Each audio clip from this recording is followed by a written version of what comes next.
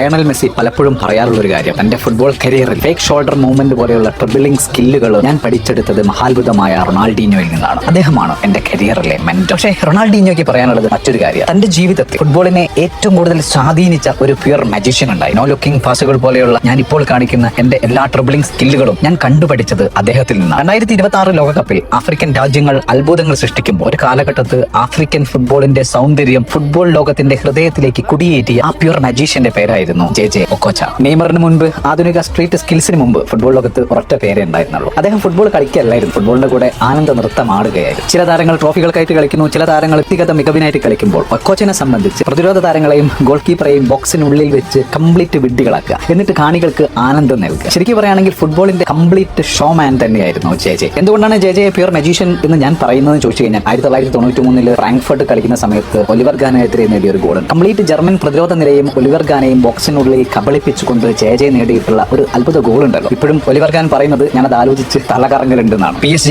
തന്റെ 10ാം number ജേഴ്സിയിൽ J എങ്ങനെ കടം നിറഞ്ഞ് ആടുമ്പോൾ ഒരു കൊച്ചുകുട്ടിയെ പോലെ റൊണാൾഡീഞ്ഞോ സൈഡ് ബെഞ്ചിൽ ഇരുന്നുകൊണ്ട് അദ്ദേഹത്തെ എങ്ങനെ വീക്ഷിക്കുന്നുണ്ടായിരുന്നു. അല്ലെങ്കിലും ഒരു അത്ഭുതം ജനിക്കുന്നത് മറ്റൊരു മഹാത്ഭുതത്തിൽ നിന്നാണല്ലോ. 2000 തുടക്കത്തിലാണ് ജെ ഇംഗ്ലണ്ടിൽ ബോൾട്ടൺ വാൻഡേഴ്സിലേക്ക് എത്തുന്നത്. അതുവരെ ഫുട്ബോളിന്റെ സിസ്റ്റവും ടാക്ടിക്സും കണ്ട് മടുത്തിരുന്ന ഇംഗ്ലീഷ് ആരാധകർക്ക് മുമ്പിലേക്ക് ജെ അവതരിപ്പിച്ചത് ഫുട്ബോളിന്റെ സാമ്പാ ഷോ തന്നെയായിരുന്നു. ഒക്കോച്ച തന്നെ ഫുട്ബോളിന് സമ്മാനിച്ചിട്ടുള്ള സ്റ്റെപ്പ് ഓവറുകൾ, സ്കൂപ്പ് ടേൺ, റിവേഴ്സ് ഫ്ലിക്ക്, സത്യം പറയുകയാണെങ്കിൽ അന്നത്തെ പ്രതിരോധത്തിന്റെ ഒക്കെ ഒരു ചീറ്റ് കോഡായിരുന്നു പുള്ളി. 7 തവണയാണ് J Nigerian football of the year ആയി മാറിയത്. 2 തവണ അദ്ദേഹത്തെ African football of the year ആയി BBC തിരഞ്ഞെടുക്കുകയും ചെയ്തു. 1996 നൈജീരിയയെ ഒളിമ്പിക് സ്വർണ്ണ മെഡലിലേക്ക് നയിക്കുമ്പോൾ അദ്ദേഹം കീഴടക്കിയത് ബ്രസീലിനെയും അർജന്റീനയൊക്കെയാണ്. ഒരു സീസണിൽ 10-50 ഗോളുകളൊന്നും വേണ്ടായിരുന്നു ജെ അപകടകാരിയാക്കി. ഒരു 5 സെക്കൻഡ് മതി ഏതൊരു പ്രതിരോധ താരത്തിന്റെയും കരിയർ തകർക്കാൻ വേണ്ടി. എന്റെ ചോദ്യം ഇതാണ്, ഫുട്ബോൾ ചരിത്രത്തിൽ വില കുറച്ച് വിലയിരുത്തപ്പെട്ട ട്രിബിളർ ആയിരുന്നു ജെ ഒക്കോച്ച. എന്താണ് നിങ്ങളുടെ അഭിപ്രായം?